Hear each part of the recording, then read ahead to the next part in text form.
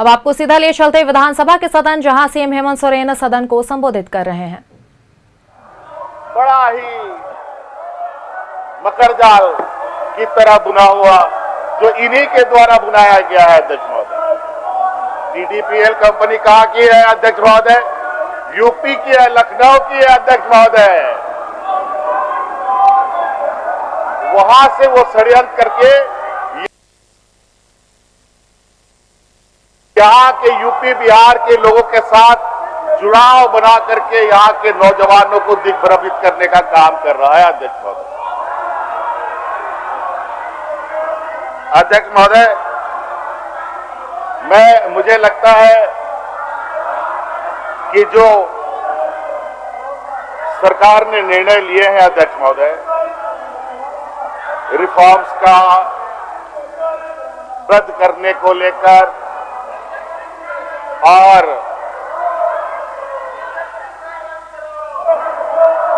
जांच को लेकर, बिल्कुल सरकार की मंशा स्पष्ट है और सरकार निरंतर अपने कदम आगे बढ़ा भी रही है। हम आगे कामों को अंजाम तक ना पहुंचा पाए, इसके लिए इनका अपना जो विपक्षी ताकत है उसका दुरुपयोग करने में लगे हैं। लेकिन कोई चिंता नहीं, वो क्या कहावत है, वो हल्ला करते रहेंगे, हम अपना राह चलते रहेंगे। तो इसलिए अध्यक्ष महोदय,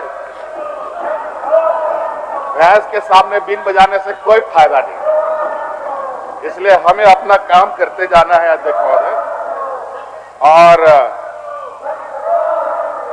कल जिस तरीके से सरकार और आंदोलनरत छात्रों के बीच में पूरा दिन भर का समय व्यतीत हुआ, आप लोग सदन में व्यवस्था कायम होने नहीं दीजिएगा,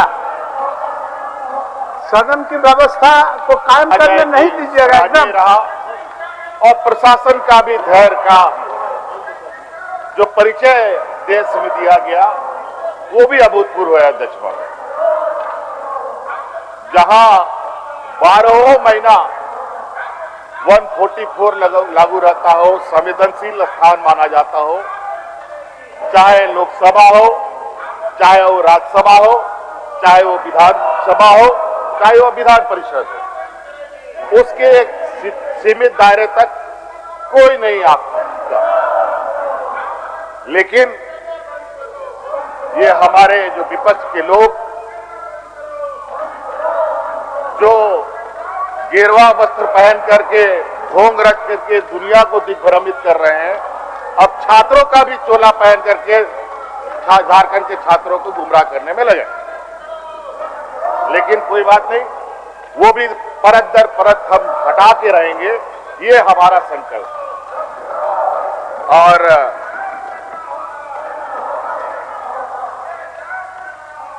हमारे अध्यक्ष महोदय, हमारे साथ वो व्यवस्था नहीं है जिस व्यवस्था के बदौलत ये आज आसमान में उड़ रहे हैं, चाहे अलग अलग संवैधानिक संस्थाओं के माध्यम से, चाहे सीपी बाबू का पैसा तो ले लो, गोदी मीडिया के माध्यम से, चाहे अलग अलग चीजों के संस्थानों के दुरुपयोग पैसा तो भेजा है डेयरमार्क से। मैं प्रस्ताव करता हूँ, पैसा तो ले लो। जी ने जो पैसा अध्यक्ष महोदय के अंदर दिखलाया है, ये संसदीय मान्यता के खिलाफ है। ये अध्यक्ष महोदय, ये सदन की गरिमा को किस तरीके से तार करते हैं, चलिए अध्यक्ष महोदय, और ये लोकतंत्र बचाने की बात करते हैं। आज यही चलिए भारतीय जनता पार्टी और आरएसएस के लिए आप लोगों का आचरण को 70 साल तक इन लोगों ने झंडा नहीं ढोया, बड़ी बारीकी से तिरंगा झंडा नहीं ढोया, बहुत बारीकी से देख रहा है। उसी तिरंगा झंडा को कंधे पे रख करके देश को दिग्भ्रमित करने में लगे। अध्यक्ष महोदय, मैं चाहता हूं कि इस बात को बहुत ज्यादा लंबा करने की आवश्यकता नहीं है। हमारी मंशा स्पष्ट है अध्यक्ष महोदय, ये देखिए दिखा भी नहीं। व्यापारियों की जमात से आने वाले ये समूह हर एक के जेब में नोटों के बंडल भरे पड़े हैं और उसी नोटों के बंडल के बदौलत ये लोकतंत्र को खरीदना चाहते हैं। अध्यक्ष महोदय, सभी के जेब चेक किया जाए अध्यक्ष महोदय, सभी के जेबों में नोटों का गड्डी भरा पड़ा होगा, सभी के घरों में छापा मारा जाए अध्यक्ष महोदय, सभी के घरों में नोटों का बंडल पड़ा होगा। हो गया। और उसी के बदौलत ये लोग मंदिरों का भी, ये लोग मंदिरों को भी नहीं छोड़ा। अध्यक्ष महोदय, अध्यक्ष महोदय, हम लोगों ने चौथी जेपीएससी बैकलॉग 23-25 माननीय सदस्यगण, सरकार ने माननीय सदस्यगण, एफआरओ मैं 11-13 जेपीएससी और एबीपी ये सभी परीक्षाएं बीपी मेंस हो चुके हैं, कानूनी प्रक्रिया के तहत आ चुका है अध्यक्ष महोदय। आप लोग और टीडीपी के द्वारा जो भी परीक्षाएं हुई है उन सभी का जांच हम कराने के लिए तैयार है और जांच चल भी रही है और हम आश्वस्त हमने भी बच्चों को किया है। आप लोग लेकिन ये लोग माने तब ना। आप लोग सदन नहीं चलने देने का मन बना के आया है, फास्ट ट्रैक इसलिए बहुत ही दुखी मन से और बहुत ही भारी मन से अपना ECR भी दर्ज कर लिया है। तो जनता का जन समस्या है, महोदय, उसको भी आप लोगों ने निराकरण करने नहीं दिया।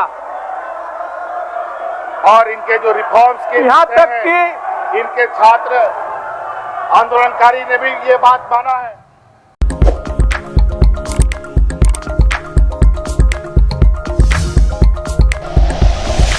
Like and share videos, subscribe करें हमारा चैनल और प्रेस करें बेल आइकॉन। न्यूज़ 11 भारत, सच है तो दिखेगा।